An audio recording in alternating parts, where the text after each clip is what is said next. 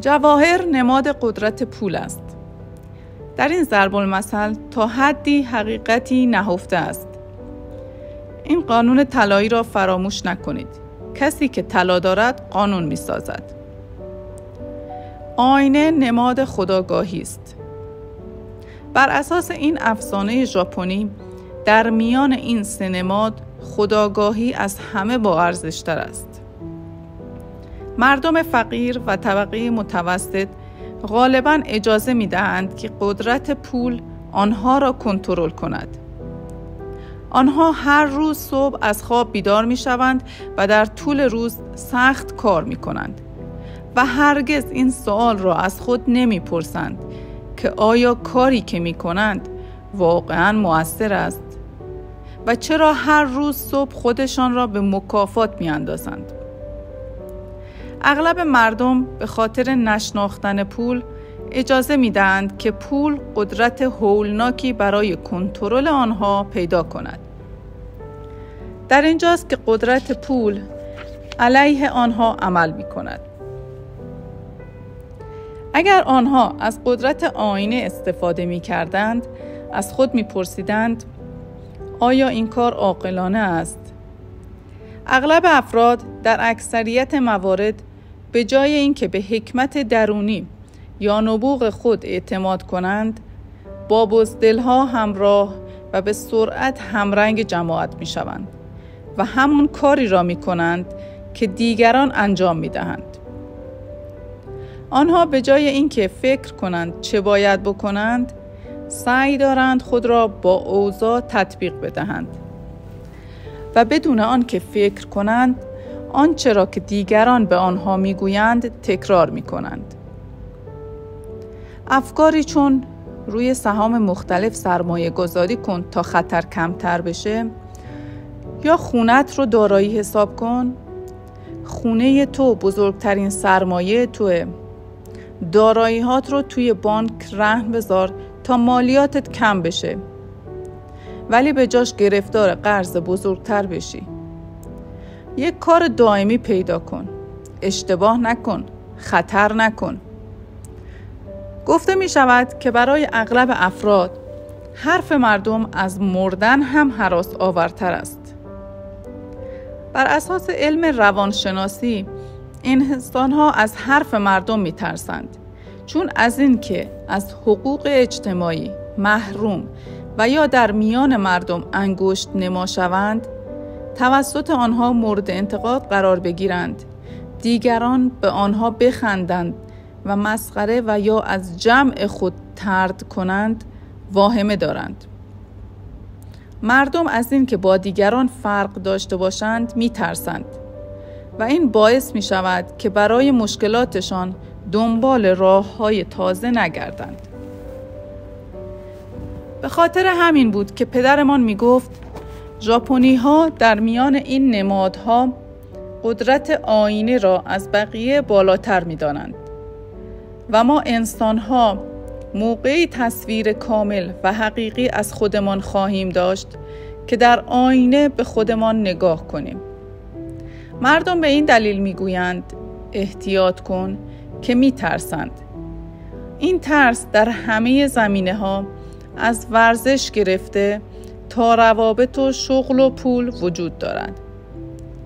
ترس از محرومیت از حقوق اجتماعی باعث می شود که افراد همرنگ جماعت شوند، خود را با شرایط موجود تطبیق بدهند و در مورد آرای موجود در جامعه یا افکاری چون یک وام دراز مدت بگیر و خودت را از شر قرضها خلاص کن، بیشتر کار کن، این هم یه جور ترفیع کاریه، یا بالاخره یه روز نایب رئیس میشم، پول پس انداز میکنیم، هر وقت حقوقم زیاد شد خونه بزرگتری میخرم، منابع مالی دو جانبه امن هستند، موجودی عروسک‌های علمو توی انبار تموم شده ولی اتفاقاً یکی این پشتا دارم که هنوز مشتری براش نیومده.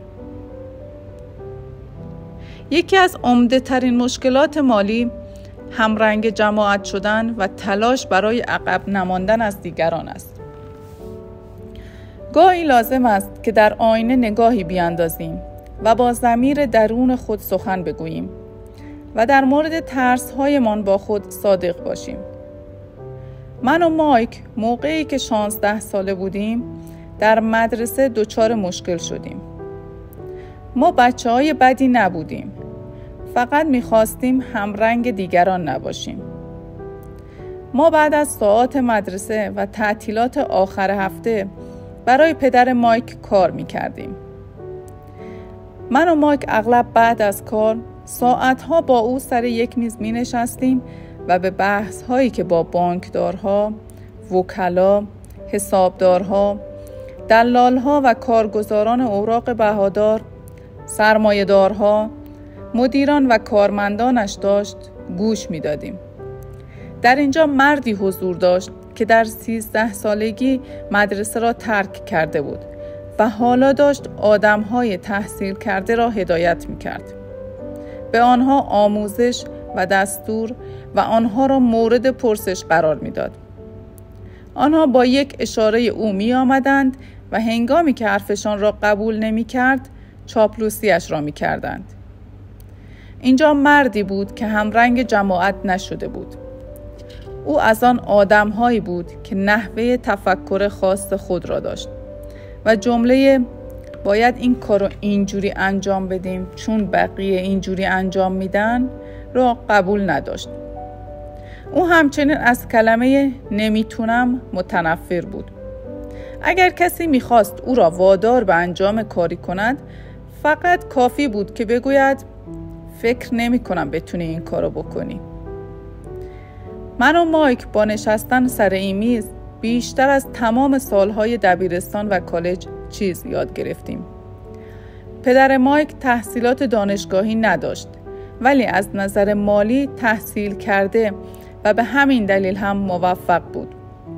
او همیشه به ما میگفت آدم باهوش آدم‌هایی رو که از خودش باهوش‌تر هستند استخدام میکنه. بنابراین من و مایک این بخت را داشتیم که ساعتها به حرف چنین افرادی گوش بدهیم و از آدم‌های باهوش چیز یاد بگیریم.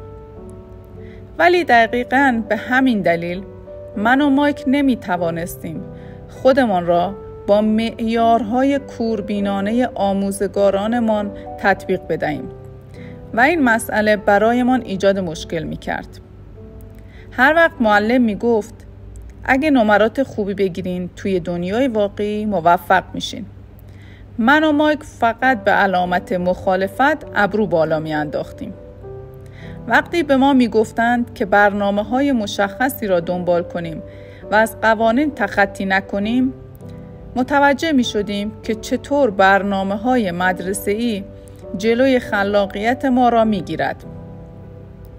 حالا کم کم میفهمیدیم که وقتی پدر پولدارمان میگفت که مدارس برای تولید کارمندان خوب برنامه ریزی شده اند و از آنها کارفرمایان خوبی بیرون نمی آیند، منظورش چه بود؟ گاهی من و مایک از معلم‌هایمان میپرسیدیم چطور چیزهایی را که میخوانیم میتوانیم در زندگی واقعی به کار بگیریم و یا میپرسیدیم که چرا هیچ وقت درباره پول و نقش آن چیزی یاد نمیگیریم.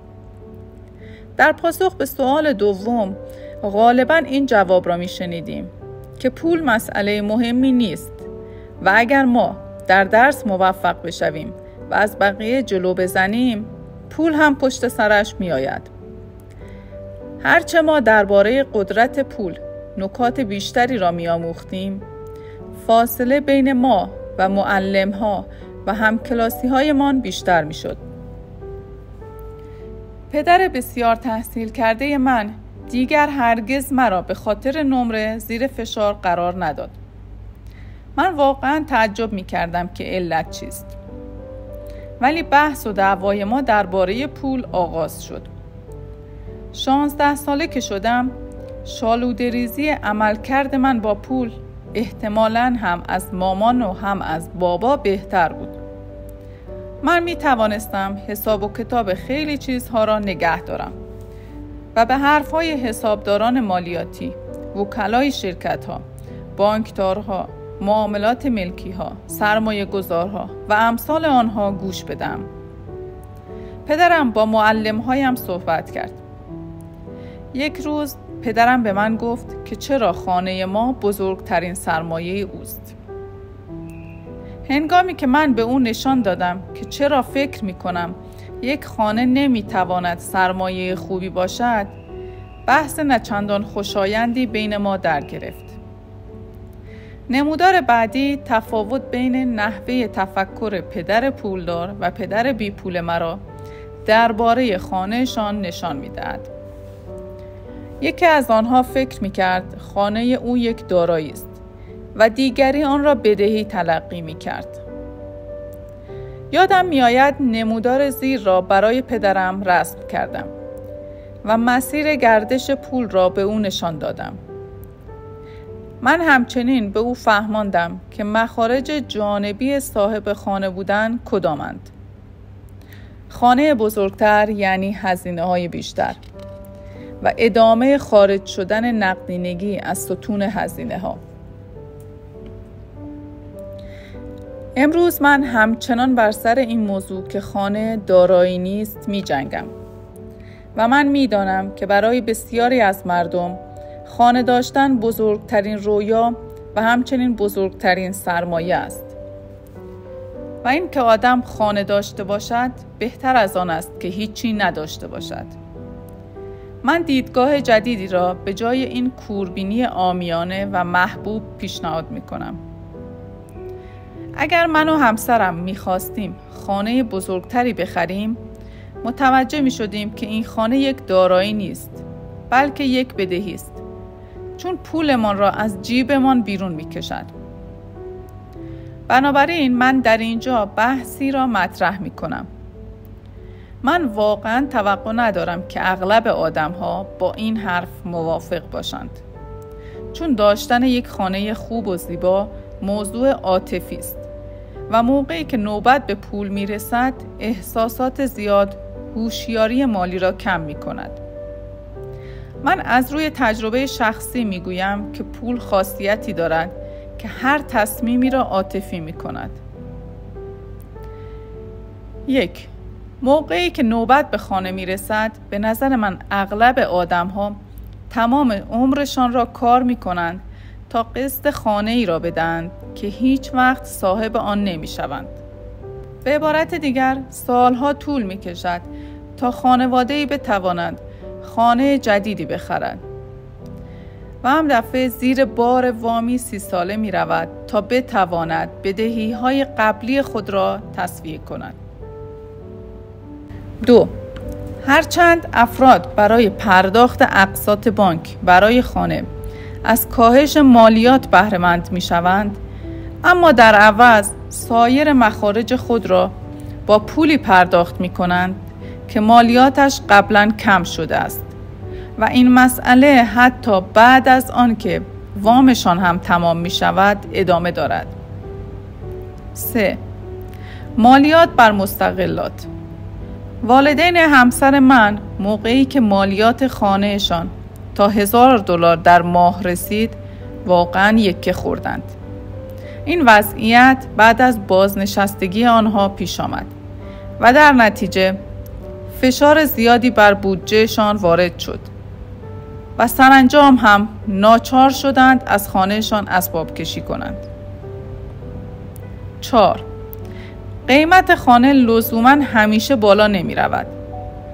در سال 1997 دوستانی داشتم که خانهشان $1,000,000 می ارزید، ولی امروز همان خانه $700,000 هم نمی ارزد.